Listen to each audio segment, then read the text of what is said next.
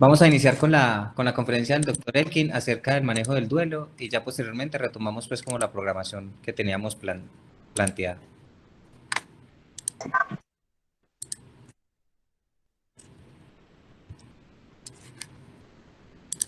Entonces le doy la palabra al doctor Elkin García, él es médico, trabaja con el grupo de neurociencias de la Universidad de Antioquia y también trabaja con el grupo de envejecimiento en la Universidad Javeriana en la ciudad de Bogotá.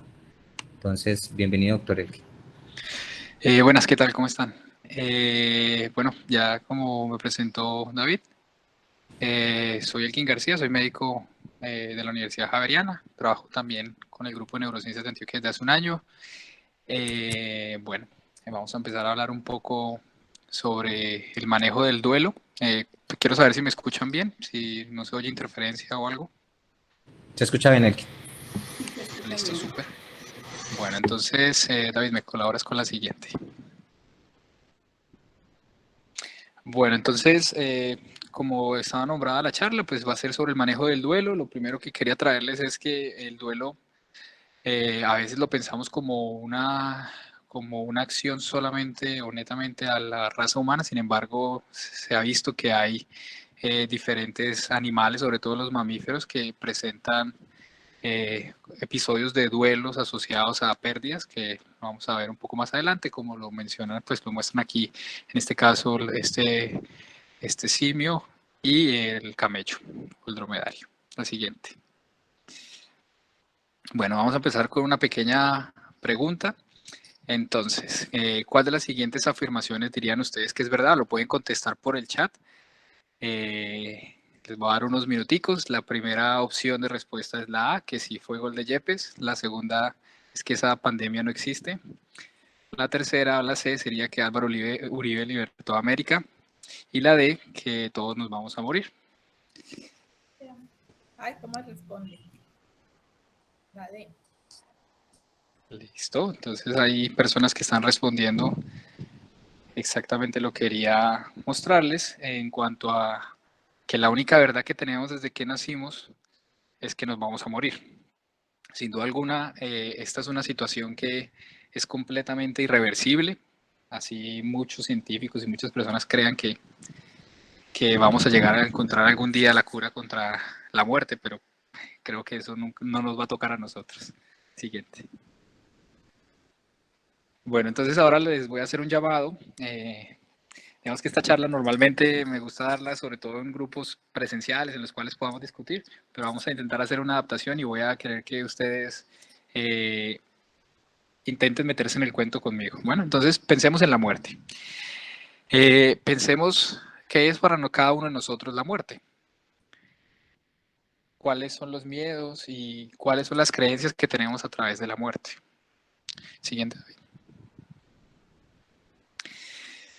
Digamos que la concepción de la muerte gira en torno a, a lo que nosotros nos hemos, digamos que, desarrollado como cultura o como sociedades, ¿sí? Digamos que el concepto de la muerte para la sociedad cristiana es muy diferente al concepto de la muerte de los budistas y así del Islam y de los diferentes pues, tipos de religiones. Entonces, digamos que a partir de eso vamos a crear un constructo que para nosotros los católicos, que somos la mayoría de las personas que viven en Colombia, va a estar asociado a estas imágenes del ángel de la muerte y digamos que a diferentes estados de culpas asociadas al morir o una penalización por nuestro actuar nos va a llevar a ir a uno o a otro lado, como lo veremos en la siguiente. Siguiente, David.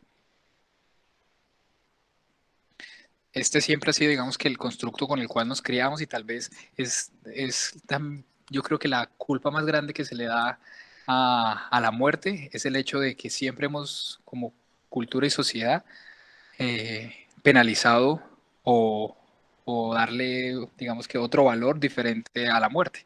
Entonces, si nos portamos mal, nos vamos a ir para el infierno. Entonces, nadie quiere morir porque todos hemos cometido errores en la vida y creemos que por esos errores vamos a ir al infierno y se nos mete y se nos cultiva eso desde muy chiquitos y generamos cierto miedo a partir de la muerte. Sin embargo, la siguiente. Lo que vemos y lo que tal vez pueda ser algo más acertado, no creo tener tampoco la respuesta. Sin embargo, pues creo que es el tránsito a otro momento que aún no sabemos qué va a pasar y que al final siguiente, pues quedará un vacío, una nada. Muchos científicos, incluyendo un gran científico colombiano, el doctor Ginás, menciona que la muerte simplemente es el no tener conciencia, el no estar. Que entonces él propone que en esos, que hay momentos durante la vida y durante, digamos que el transcurso de un día que uno muere. Piensen ustedes en las noches cuando duermen. Cuando uno duerme y no tiene conciencia de los sueños, técnicamente uno habría muerto. Y es un concepto y un perfil que, que la Aló, buenas gente tardes. pues llega a creer. Aló. Siguiente.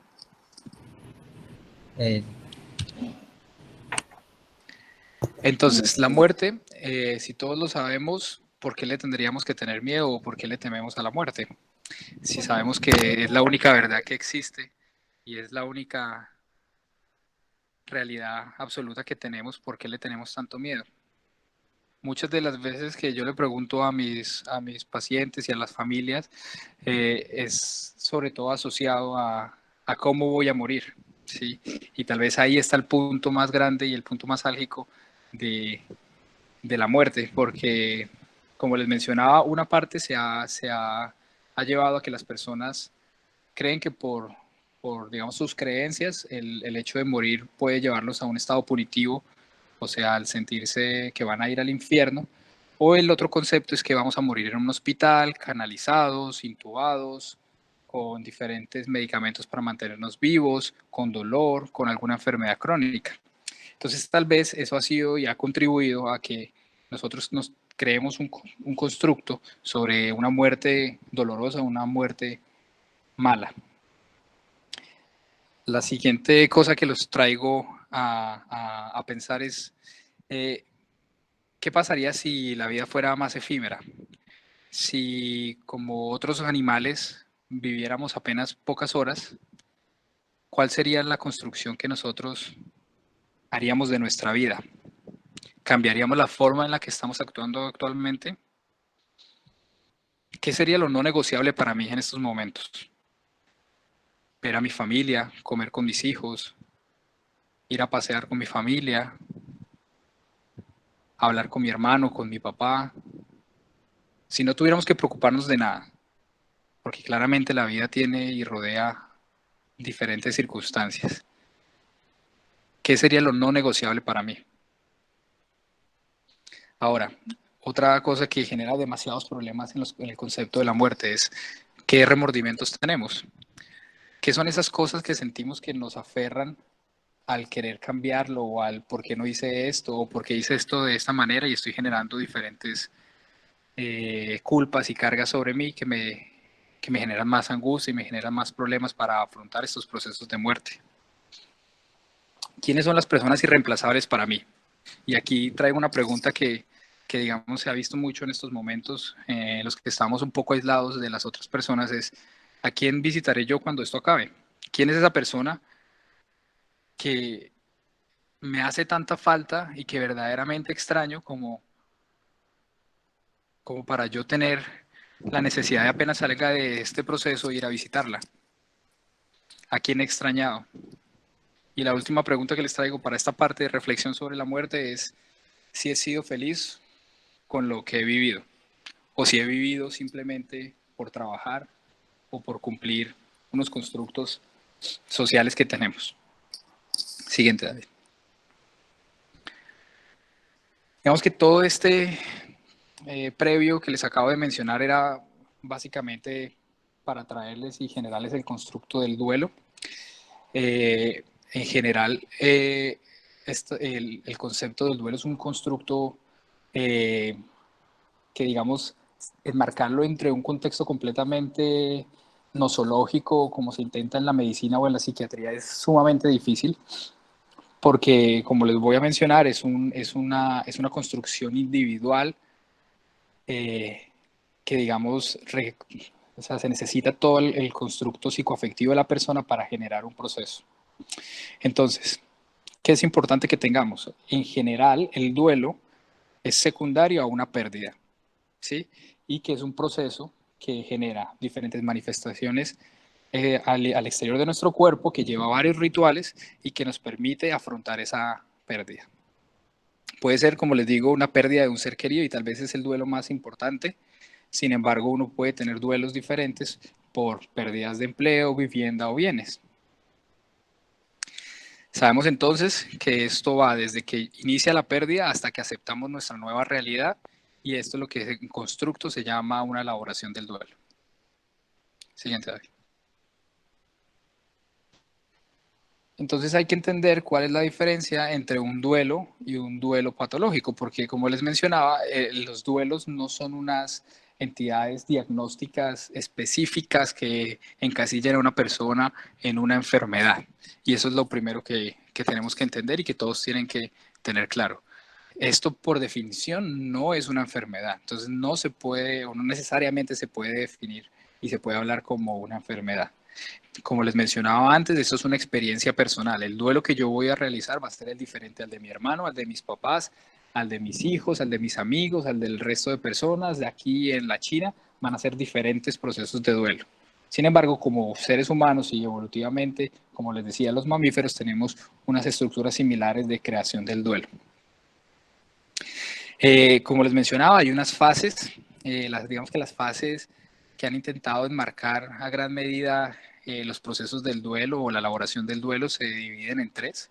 La primera, que es el impacto, que simplemente es caracterizado por una negación o una incredulidad o rechazo del hecho, lo cual puede llegar a durar hasta un mes. Sin embargo, si se sale de eso o si esta fase ni siquiera se da, también puede ser y puede conllevar ahí sí a procesos de enfermedad. Tenemos una fase de depresión que es caracterizada simplemente por síntomas depresivos asociados como tal a la realidad de la pérdida de este familiar y que se incrementa sobre todo en nuestra sociedad por la presión social que hay alrededor de que la persona debería eh, rehabilitarse como socialmente y recuperar sus acciones eh, tempranamente. Entonces, eso también es un llamado para las personas que están escuchando y tienen algún familiar que está a través de un duelo, que no hay que exigirle a la persona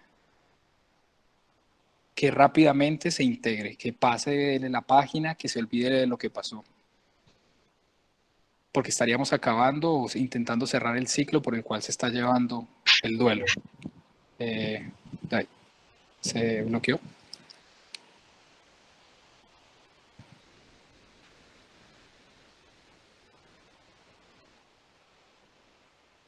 Ok, y la otra fase, que es la fase de recuperación, que es caracterizada simplemente por una aceptación a la situación que ya es irremediable y que esto va a generar cambios en los intereses de las actividades que realizaba antes con la persona, se establecen nuevas relaciones, tanto con la persona que falleció como con las nuevas personas que rodean a esta persona, y pues este proceso puede llegar a durar a más de un año, lo cual pues es un proceso, como se dan cuenta, que lleva tiempo, que no hay que apurarlo, que cada persona va a tener una duración diferente. Siguiente. ¿Qué es importante hacer durante el duelo? Como les mencionaba, la mayoría de las personas no va a necesitar un tratamiento.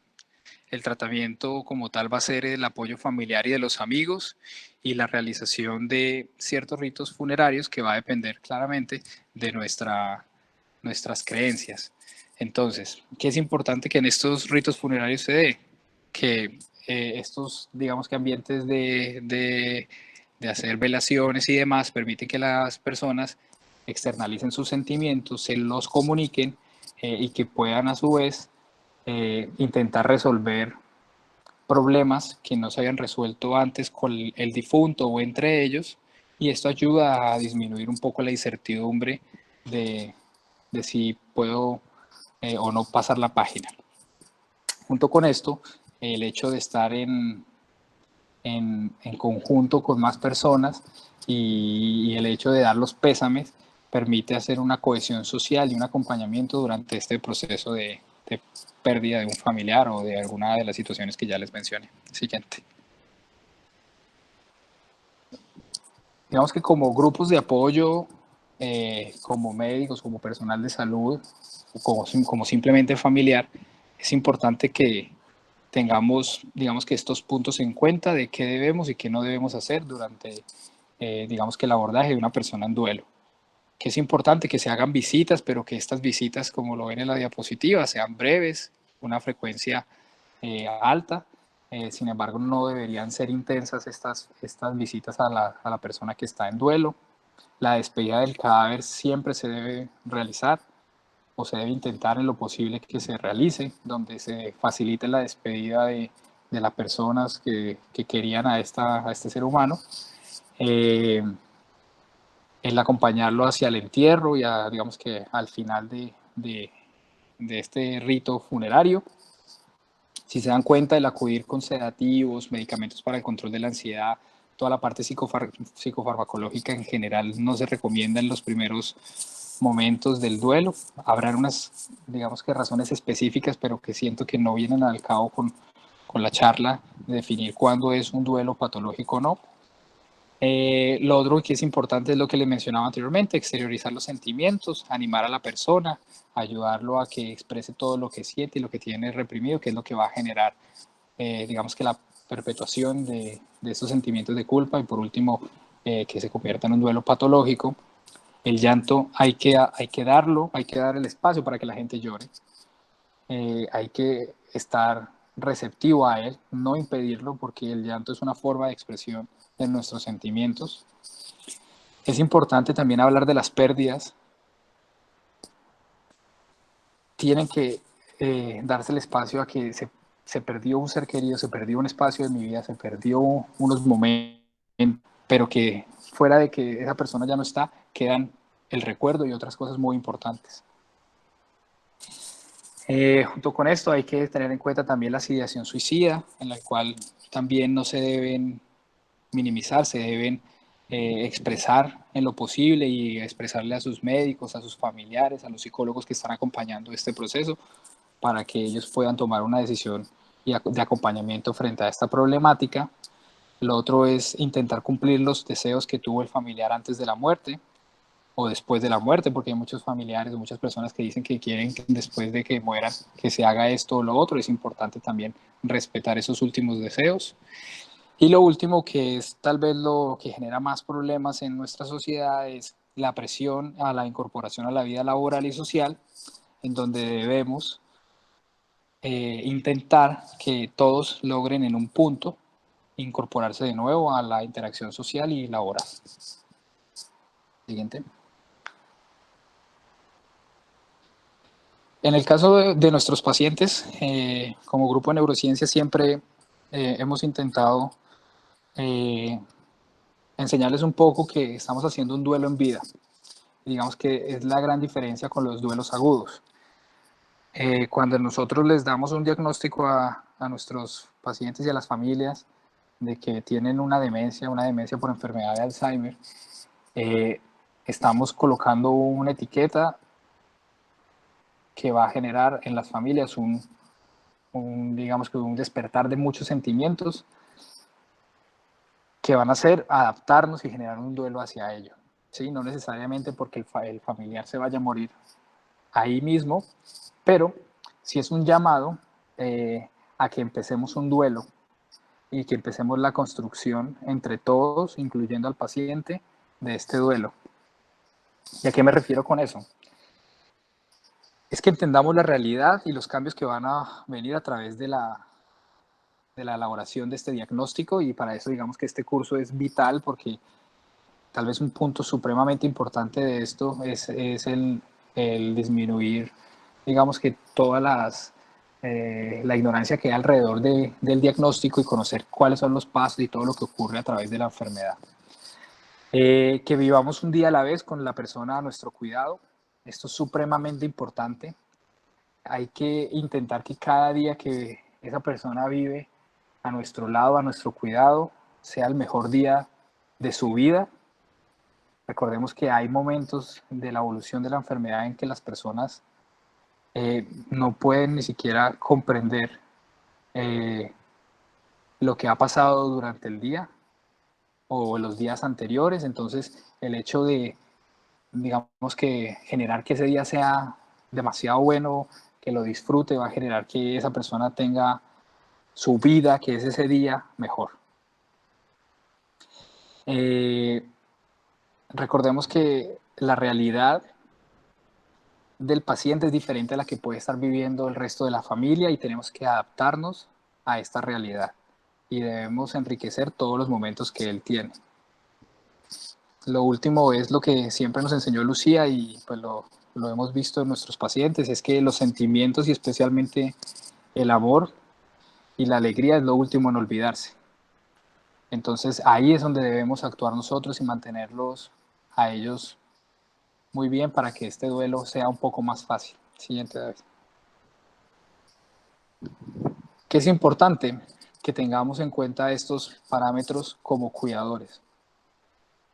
¿Qué será de mi vida después de que él no esté? Esa es una pregunta que es muy difícil, pero que todos la deberían estarse haciendo a diario. ¿Qué va a pasar el día que mi familiar no esté conmigo? ¿Qué voy a hacer? Porque muchas veces como cuidadores creamos una serie de actividades alrededor del cuidado de él y olvidamos lo que somos como personas. Lo otro que es muy importante es que mi felicidad importa. Y en esto estoy seguro que Lucía ha sido muy enfática con todos en cuanto a, si yo no estoy bien, yo no puedo cuidar. Entonces yo necesito estar bien para poder garantizar a esta persona grandes beneficios en el cuidado y en el acompañamiento a través de la vida hasta la muerte. Hay que dar calidad de vida al igual que calidad de muerte, porque este es otro punto que vemos mucho en nuestra práctica como médicos, que a veces hay un encarnizamiento terapéutico tanto de los médicos como de las familias, que a veces no busca mejorarle la calidad de vida a los pacientes, sino prolongar una vida con dolor y sufrimiento que no tiene ningún efecto sobre lo que es verdaderamente importante para ellos. Otro punto que es importante es que la muerte no es el peor desenlace cuando se va perdiendo la vida. A medida que avanza la enfermedad, vamos perdiendo ciertas funciones que nos permiten interactuar de la misma manera que antes y a veces hay un punto en la enfermedad en el cual puede que la persona no esté cumpliendo, digamos que las funciones vitales necesarias y tal vez el quedarnos con ellos puede hacerles más daño que simplemente dejarlos que mueran. Lo otro que es supremamente importante es que la humanidad a veces se expresa mejor en la capacidad de desprendernos nosotros del familiar, dejando de lado un poco el miedo que posterga y que genera mayor sufrimiento y dolor a esta persona. La siguiente. Muchísimas gracias. Esto básicamente era lo que les tenía para decir. La siguiente. Aquí está mi teléfono y mi contacto. Y no sé si respondemos un poco las preguntas que hay en el chat, David. Si quieres las puedes ir respondiendo por el chat, Elkin, y al final de la sesión miramos un espacio para Listo, responder súper. preguntas en general.